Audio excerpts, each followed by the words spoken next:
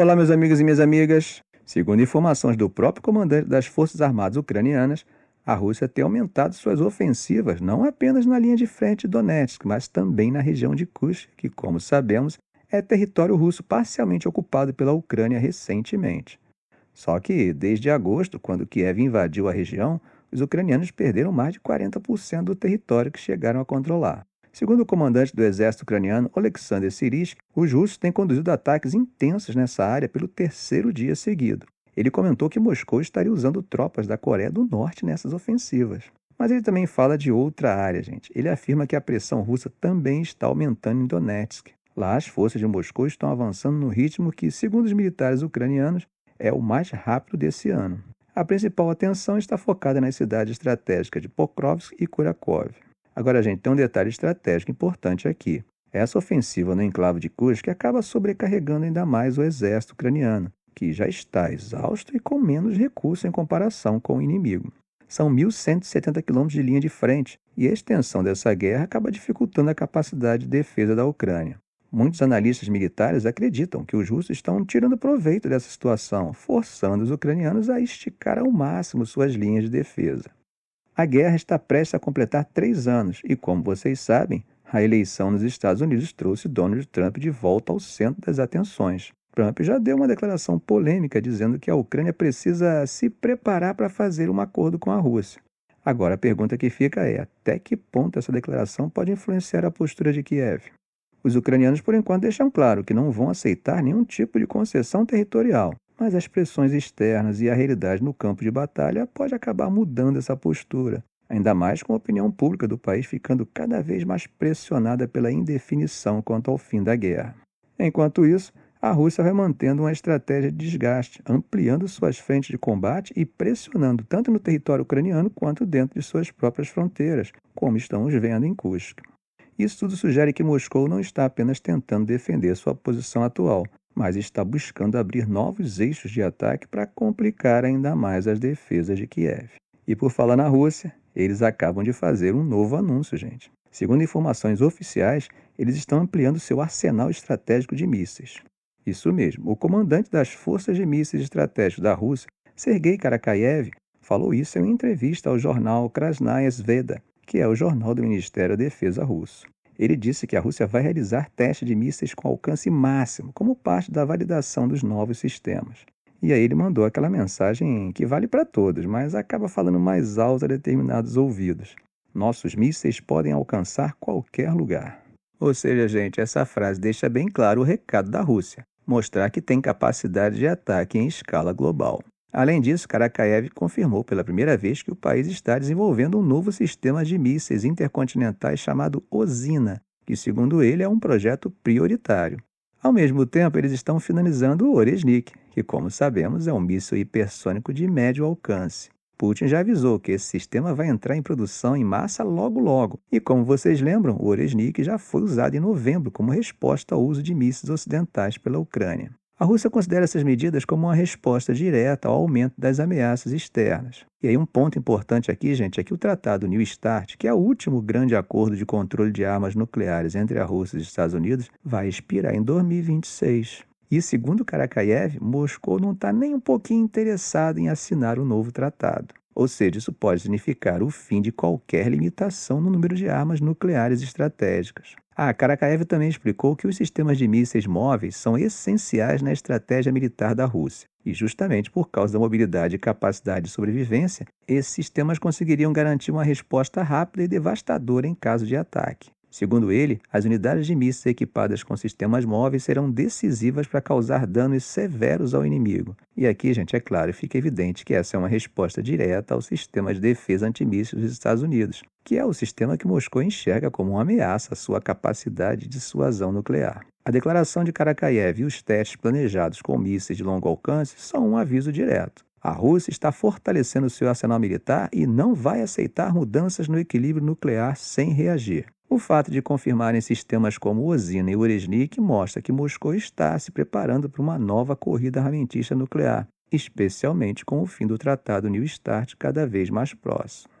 Gente, o que estamos vendo é um enfraquecimento preocupante das barreiras que ajudavam a controlar o desenvolvimento de armas nucleares. Esse cenário pode acabar aumentando ainda mais as tensões entre Rússia e Estados Unidos, o que acabaria comprometendo a estabilidade global em meio a uma mudança de equilíbrio geopolítico. Mas por falar em armas novas, a Ucrânia também fez um anúncio. Segundo a declaração deles, eles agora possuem uma arma laser capaz de derrubar alvos aéreos a mais de 2 quilômetros de altitude. Essa informação foi divulgada ontem, segunda-feira, pelo comandante das forças de drones do país, Vadim Sukharevsky. Ele não entrou em muitos detalhes, mas essa é a primeira vez que o assunto aparece de forma oficial. Segundo Sukharevsky, que foi citado pela agência Interfax Ucrânia, hoje a Ucrânia já pode derrubar aeronaves a uma altitude de mais de 2 quilômetros com esse laser. A arma foi batizada de Trizub, que é uma palavra ucraniana para tridente, e também, como sabemos, é um símbolo importante no brasão nacional, o que acaba sugerindo que ela foi desenvolvida dentro do próprio país. Não sei se vocês lembram, mas em abril, Grant Shapps, o ex-ministro da Defesa do Reino Unido, tinha falado sobre o tal do Dragonfire, um sistema de laser britânico que deve entrar em serviço em 2027. Na ocasião, ele comentou que esse sistema poderia ser usado na Ucrânia para combater drones russos. Bom, gente, mudando de assunto, um general russo de alto escalão, acusado pela Ucrânia de usar armas químicas contra suas tropas, foi assassinado em Moscou na manhã de hoje, terça-feira, pela inteligência ucraniana, o SBU. O general assassinado, Igor Kirillov, que era chefe das tropas de proteção nuclear, biológica e química da Rússia, foi morto junto com o assistente dele quando uma bomba escondida em um patinete elétrico explodiu. Segundo o Comitê de Investigação da Rússia, que trata dos crimes mais graves, a explosão aconteceu em frente a um prédio residencial em Moscou. Uma fonte do SBU confirmou a autoria do ataque à imprensa, afirmando que a liquidação do chefe das tropas de proteção radiológica e química da Federação Russa foi trabalho do SBU. A mesma fonte explicou que o explosivo no patinete foi detonado no momento em que Kirillov e o assistente dele saíram de um edifício na região de Ryazansk Prospekt, em Moscou. Estão circulando nas redes sociais vídeos que mostram 2 homens saindo do prédio e indo em direção a um carro, seguidos por uma grande explosão. No entanto, gente, o vídeo ainda não foi verificado de forma independente, tá?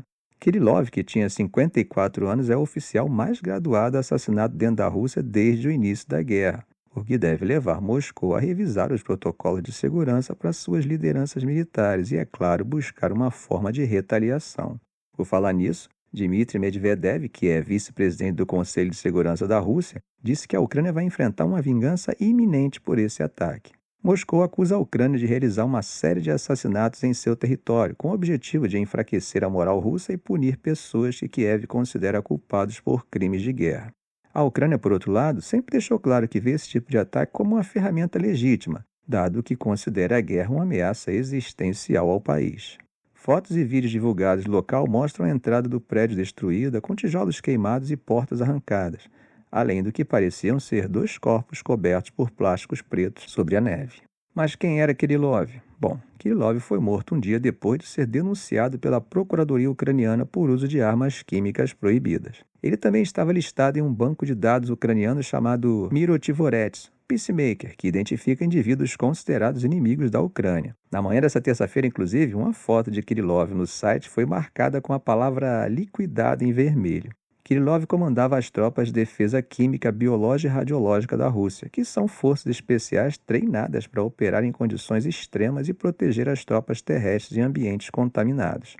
Ele aparecia com frequência na TV estatal, acusando a Ucrânia de violar protocolos de segurança nuclear e o Ocidente de diversos supostos crimes. Maria Zakharova, que é a porta-voz do Ministério das Relações Exteriores da Rússia, lamentou a morte de Kirillov e elogiou o trabalho dele. Segundo ela, ele atuou sem medo para expor crimes relacionados a armas químicas no Ocidente e em regiões como a Síria. Em outubro, o Reino Unido impôs sanções a Kirillov e suas tropas de defesa nuclear por conta de várias denúncias sobre o uso de cloropicrina, um agente tóxico que provoca sufocamento no campo de batalha. A Ucrânia acusa a Rússia de usar esses agentes para desorientar seus soldados, deixando eles vulneráveis aos ataques. Só para lembrar, esse assassinato é apenas um entre vários casos semelhantes desde o início da guerra em 2022. Entre os mais notáveis estão a morte de Daria Dugina, em um atentado em um carro-bomba em 2022, o assassinato do blogueiro Vladimir Tatarsky em 2023 e o comandante submarino russo morto no ano passado. Bom, gente, Trump não esconde de ninguém sua falta de vibração pela OTAN e pelo financiamento da Ucrânia. E a Europa já vinha tentando descentralizar a ajuda a Kiev já há algum tempo. E agora a Aliança Euroatlântica assume a coordenação da ajuda militar ocidental à Ucrânia, uma função que antes estava sob a responsabilidade dos Estados Unidos. Essa medida, que já estava sendo planejada, é vista como uma tentativa de proteger o apoio à Ucrânia contra a postura mais cética de Trump em relação à aliança. A decisão demorou alguns meses para acontecer, mas agora dá à OTAN um papel mais direto na guerra contra a invasão russa, mesmo sem colocar tropas próprias no campo de batalha. Apesar disso, diplomatas admitem que essa mudança pode ter um impacto limitado. Isso pelo fato de que os Estados Unidos ainda são a potência dominante da aliança e fornecem a maior parte das armas para Kiev. Se Trump, que assume a presidência em janeiro, decidir realmente reduzir esse apoio, a Ucrânia sem dúvida vai enfrentar dificuldades. Agora, a nova missão da OTAN tem sua sede na base Clay Barracks, que é uma instalação americana na cidade de Wiesbaden, na Alemanha. Uma fonte confirmou que a missão já está totalmente operacional. Além disso, a coordenação da ajuda militar é feita pelo Grupo Rammstein, que é uma coalizão informal de cerca de 50 países. O grupo leva esse nome porque a primeira reunião aconteceu na base aérea americana de Rammstein, também na Alemanha. Enquanto isso, a administração atual dos Estados Unidos corre para enviar o máximo de armas possível para Kiev, preocupada com a possibilidade de Trump reduzir os embarques de equipamentos militares. Não sei se vocês lembram, mas Trump, durante seu mandato, chegou a ameaçar sair da OTAN e cobrou que os aliados aumentassem os gastos militares para 3% do PIB, acima da meta atual da organização, que é de 2%. Essa nova organização deve contar com 700 pessoas no total, o que inclui tropas estacionadas no quartel-general da OTAN, em Shape, na Bélgica, e em centros logísticos na Polônia e na Romênia.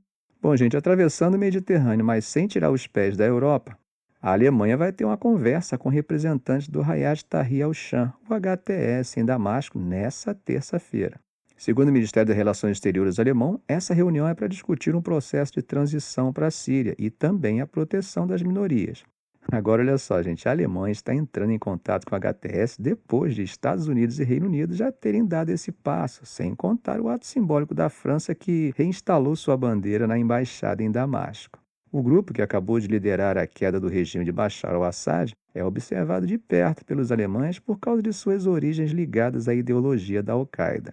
Mesmo assim, o porta-voz do ministério disse que eles têm agido com prudência até agora. Para a gente entender melhor, a guerra civil síria, gente, durante muito tempo colocou os sírios entre os mais importantes movimentos de deslocamento forçado do mundo. No caso de Berlim, essa guerra levou cerca de 1 milhão de refugiados sírios para a Alemanha. Agora que o conflito chegou ao fim, os alemães estão debatendo o que fazer com os processos de asilo.